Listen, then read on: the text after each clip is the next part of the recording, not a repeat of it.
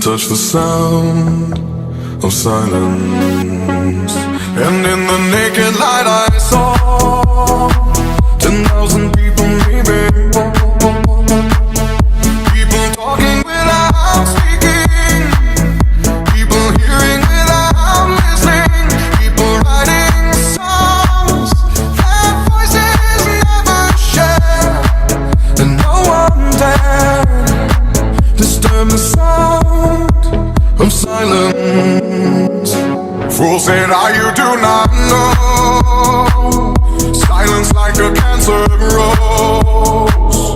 Hear my words and I might teach you. Play my arms and I might reach you. But my words, like silent raindrops, fell